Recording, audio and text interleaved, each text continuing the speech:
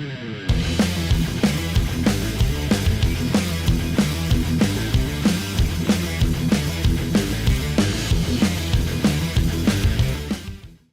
I'm Sam from WSOU 89.5 FM, your home for the loudest rock, and I'm here with Michael Monroe. How are you today? I'm very good, very good. Thank you. I'm doing fine. How are you? Pretty good. So you All right. just released your album, I Live Too Fast to Die Young. Can you tell me a bit about the record? Yeah, it's a strong record. I'm really happy with it. We came this time with this band. We've done the 4 previous records in the same studio on the same mixer and everything. And so this time I wanted to try a new approach, and we went to a completely new environment, new engineer, new studio, Inkfish Studios in Helsinki, and it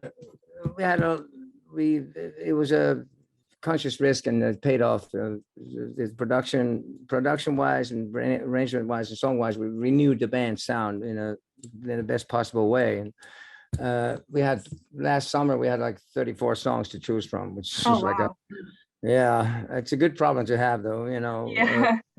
I always try to narrow it down to like 10, 11, 12, 13 at the most, and we came down to the 11 tracks on the album, and really became a great entirety. And there's a lot of variety, a lot of dynamics, and really succeeded in making a really good compact entirety. And from the beginning to the end, it's really has a lot of dynamics. It's pleasant to listen to. The sound and everything is more pleasant to the ear.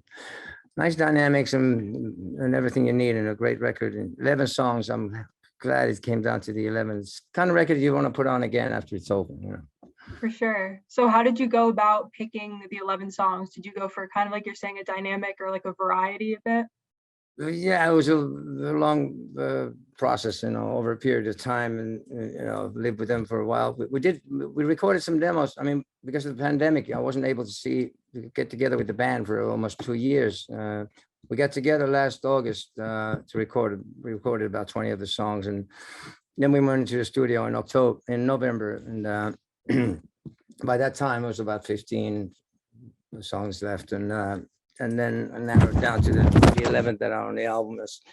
It just fell into place and came together really nicely. So yeah, it's a special record. I feel.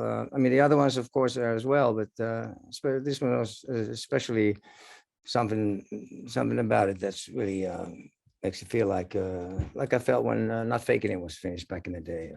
Demolition 23 album. It's like a special record, really strong one, and all my past 5 records have been received very well, and I've been told it's some of the best material of my career, which is nice to hear with this day and age. And I always try to go for a better record and better performance than the previous one, and there's always room for improvement, so that keeps me hungry and keeps me trying. And I'll never become complacent. Always try for perfection and greatness, which I will luckily never achieve. Well, that's what keeps you going, right? You gotta. Yeah, exactly. So you mentioned that this is the first time you've recorded like since the pandemic. So how did you go about making music during the pandemic, if at all? Well, that's one good thing about the internet. You can send stuff back and forth. We keep sending each other songs amongst the band, and the band. I encourage everyone to write as much as possible, so everybody writes. And Rich Jones, the other guitar player, especially, has written a lot more over the past couple of years than the other guys. And I would pick the best songs for the record, regardless of who wrote them. And there's a lot of creative energy here in this band, and we're the best of friends, and we've been together for like 12 years now, the same band, so we have a good chemistry. But yeah, I end up making the final decision. The things just came together pretty nicely, and it was good to be in that studio with the recording engineer Erno Laitinen. He was good choice because he had a good vision too, and in the end we ended up like, it was the production was actually, he was more like a producer with the band. So the band and him were the producers of the album, and came together nice. So yeah, Slash played his solo on title track, "I Live Too Fast to Die Young," which is really kind of him. I asked him at the last minute, and we were like really close to the ending, and he was busy as well, but he carved out a day for it, and like That's 2 days after, awesome. yeah, 2 days after I asked him, is we had the solo. It's like, yes, what a guy. That's What a guy. great. Yeah. Do you think that do you think that the pandemic helped you kind of become more creative because you were forced to stay at home, or do you think it kind of hindered like your creativity? I don't think either. Neither. I don't. I think it's we worked. I mean, you have more time in your hands, and at first it was I didn't mind taking a break, from doing nothing, like doing nothing, staying home. It wasn't too much to ask to stay, doing nothing and stay home, as opposed to having to go to war or something. Right. That's true. Ask to stay home and sit on a couch and watch TV. Don't worry, you can do this. But yeah, there was more time to do other stuff too, and it didn't. We avoided. Right. I mean, surely you had some songs about reflecting the pandemic, but so many people have written about that, and we've all had it with the pandemic. It's been so. On this album, the lyrics. Well, there's some reference on the song, in the song Pagan Prayer. It says your neighbors get no vaccinations, you believe the earth is flat, you get an eternal vacation if you believe in that. That was the one reference to the pandemic. But other than that, we sing about other subjects. There's a lot more to talk about than that, and people are sick and tired of the Yeah, for sure. pandemic. Yeah, there's a lot of great lyrics, a lot of deep stuff, and if you dig into it, and a lot of fun subjects and stuff. So yeah, really strong record, if I say so myself. Yeah, it really is. It's perfect. The title, "I Live Too Fast to Die Young," could be one of my middle names. I mean, I'm just turned 60, so I can't die young anymore. Yeah. I never would have guessed. You look great. Oh, thank you. Thank you. So you mentioned that you kind of have a drive to do better and to keep like pushing forward, and you have like a kind of a hunger to do better. But since you've been in the music industry so long, is that really what makes you to be innovative and keep innovating, or do you have something Music else that industry? pushes you? Oh, certainly not. In the music industry, the business. I mean, it's one of the reasons I moved out of America, because the music has no business in the music business. It's all business, money, money, money. Just like that really kills creativity, and they're always trying to market this. They're trying to package things into categories as well. And I think Right. all the genres like grunge or metal or whatever, it's unnecessary. I think good music is good music, and rock and roll, but hard rock and roll. It's like from the Stones, Little Richard, to the Stones, to the Ramones, and Aerosmith, Alice Cooper, Motorhead, ZZ Top, AC/DC, whatever. I mean, it was Hanoi Rocks, Michael Monroe. It's rock and roll. It's rock music, and there's no need for categories. Of course, the industry, the record labels love that, because they want to put things in the packages. Oh, we're going to market this. This is the newest thing, the grunge. And then so many bands try to sound like the other guy was. So, for example, Nirvana, great band, and then someone comes up with, okay, this is a new thing, new wave, grunge, and everyone tries to sound like that because they think that's the ticket to fame and fortune, and it's the wrong starting point. So then you got 200,000 bands trying to sound like Nirvana, but never as good as the original, Right. and then everyone kind of sounds the same, and it gets boring and redundant, and limits your creativity. That's why music was better in the old days. It's not nostalgia saying that. It's just because music was made for the right reasons, Right. and bands and artists had more personality, because people are just doing their own thing, and not Hmm. about how this is going to sell and how we're going to market this, and So I mean, they did music for music's sake, and that's the reason why it sounds so much better. And there's still good bands around, you look for them, but not necessarily the biggest selling bands aren't necessarily always the best ones. Right, of course. I know, especially too, I've been seeing like new up and coming artists, their record labels are pushing them to like make TikToks and like do all that stuff. So they can't even focus like entirely on the music anymore. It's all about make the TikTok, make the post, and like, kind of blow Yeah, yourself up that way. yeah, it's a shame, because it's become that, and you got to do this and that and post, and I mean, I do the least amount I have to. I post stuff on Facebook here and there when there's something to say, and thank people for being at the show or whatever. Went on tour with Alice Cooper, and it's great, and all stuff like that. But yeah, I don't even know how to download. Streaming is deceiving. I can't. I don't know. I mean, I don't have iTunes. I mean, whatchamacallit, Spotify. I don't have. I have iTunes on my laptop. I put all my favorite records in there. There you go. Yeah, that's what I listen to. But yeah, it's all kinds of stuff going on these days. And there's a new thing, and then it becomes old in a minute, and then there's something else again. And TikTok, I don't even know exactly what that is. Videos people post, right? Yeah. Different name, same yeah, stuff. It's true. Yeah. So you mentioned some bands that you think are really great, but who are your influences?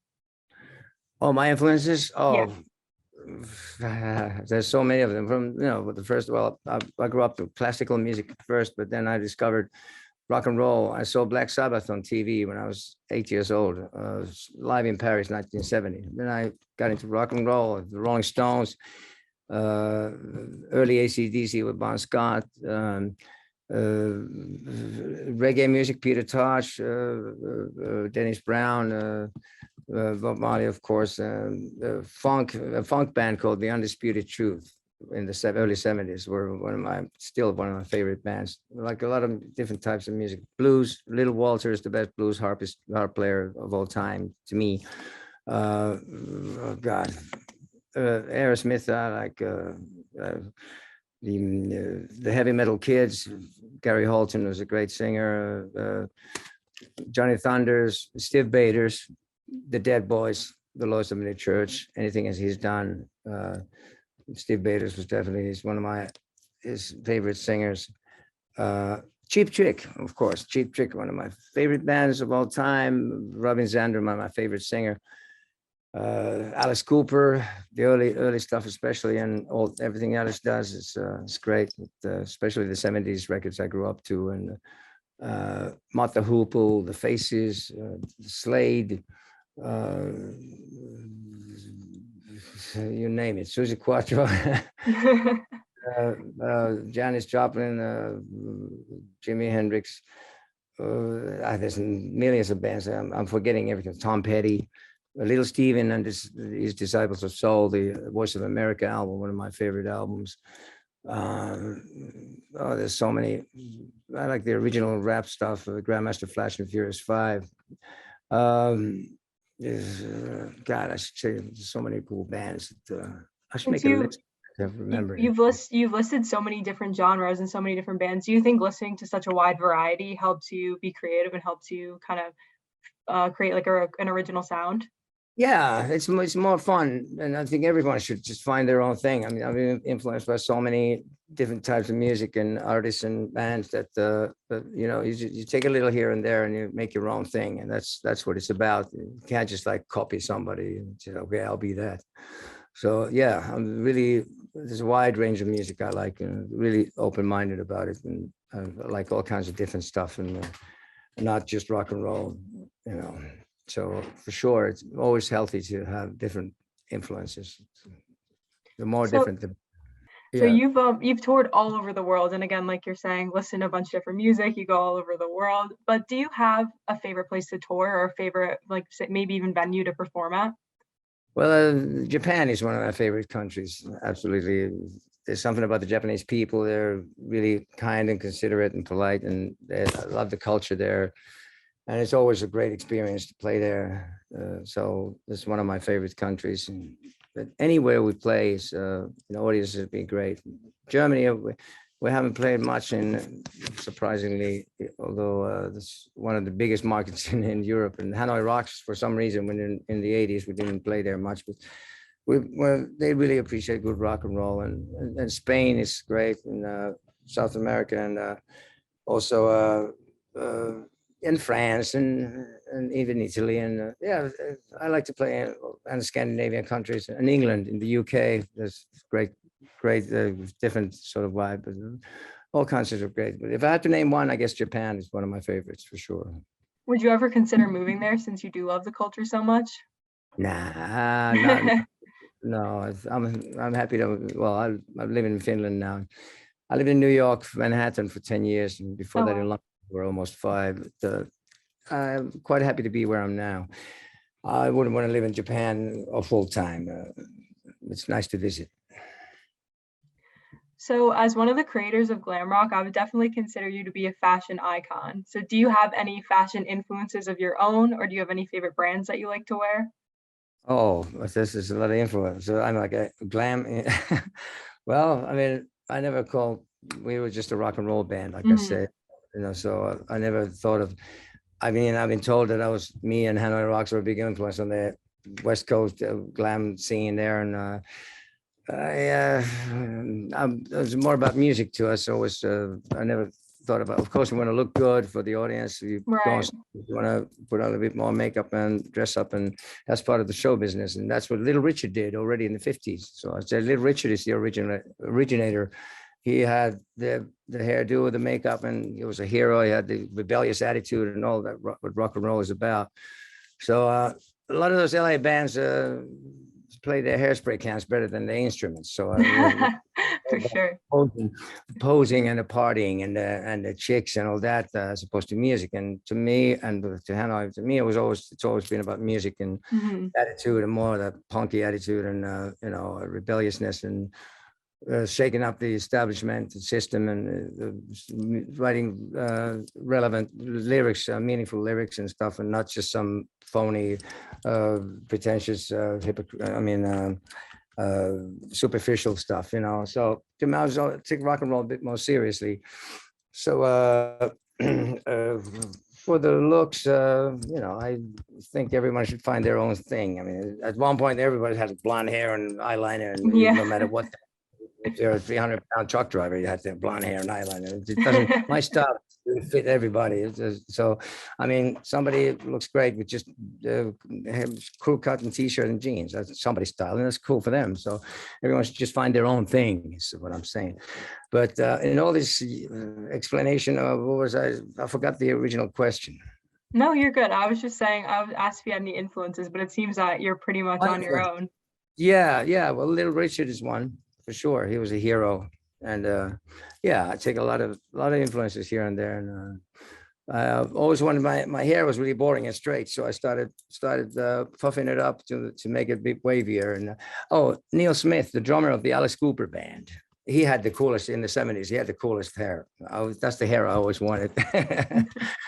So that's one influence. But I started wearing makeup. I figured, Little Richard wore makeup, and Alice Cooper. Alice Cooper is a big influence. So he wore makeup on stage, and I thought I'll wear makeup every day, as I do, because I figured I'd be this character, Michael Monroe, 24/7, and not just on stage, but without the self-destruction. You know, Well, that's that's like, great to hear. yeah, Do you you don't have. enjoy, so I know you said you kind of play like a character. Do you think that you have like kind of a persona, or do you think that you're all just pretty much yourself? I am the character. That's what I was just saying. That I am what I am. I am the character that I'm. I don't just put on a uniform to go on stage. I'm this 24/7. I'm the same guy, and it can be done without, like, I don't know. I mean, Alice Cooper said Jim Morrison died because he was trying to be Jim 24/7, 24 hours. But I said, I can be Michael Monroe, but I don't have to self-destruct like him. It's not necessary, and it's an old thing. I mean, too many people have died. It doesn't even help sell records. Yeah, that's true, But unfortunately. yeah, but I'm just saying that I do my thing my own way, and I guess I'm a bit of a freak, even in the rock world. I'm not your typical stereotype rock singer. So to me, I just about music really, and kind of behavior, getting out of it and stuff. It's not necessary. I mean, I have the guys in Hanoi Rocks. They would drink anybody under the table, and and I gone through I had my demons to chase and stuff, but it doesn't make you a better performer. It doesn't Mhm. make you write any better. It's just you're better off being clear in your head. but people associate that with rock and roll, like, you know, the partying and stuff. And nowadays, I don't think people can put up with it. They don't want to put up with that anymore either, because, you know, people are they're late and stuff, and you know, Yeah. and it's tough competition also. So you know, you better be on the case. You know, keep it together if you want to succeed and survive in this business. Yeah, for sure. So I just have one last question for you today. Uh-huh. So do you prefer to be in the studio recording, or do you prefer to be out touring? Well, out touring, traveling is really a drag, but on being on stage is really the best thing. Recording an album is there's always the pressure of you're going to live with that for the rest of your life, and it's also fun. But yeah, I prefer playing live performance. That's the best feeling, and feeling after a great show with the guys is there's like a sacred moment there, and it's like a natural high that really is the best. So I prefer performing live. That's All right. my favorite, but both are cool. It's part of my job. Yeah. But performing live, especially with the band I have, is like really a strong live show. It's a great chemistry, and we have a great time. And you can't fake that. It comes Mhm. across on a record, and when you play live, we're having a good time when we're doing it, and we certainly do. So yeah, live shows are my favorites, and come on down if you get a chance to see our. I will for sure. Will you guys be in America soon? Not for a while. Sorry, it doesn't look like it. Such a vast, big area, Yeah, and there's a lot of ground to cover. yeah, we should. You know, unless you get on a tour with a stadium act, you know, opening for someone really huge, then it would be worth doing. Then people will notice. But starting to play little clubs in that country, it's you get nowhere slow, you know. But we'll be playing. I think the Monsters of Rock cruise was was postponed because of the COVID Mhm. last time. So I think it's the next February next year. It should be happening. Awesome. I'll be sure to look out for it. Yeah. All right. Cool. Well, thank you so much for speaking with me today. Thank you for having me. Nice. My pleasure. It was good talking to you. Thank you. All right. All the Bye. very. Take care. Bye.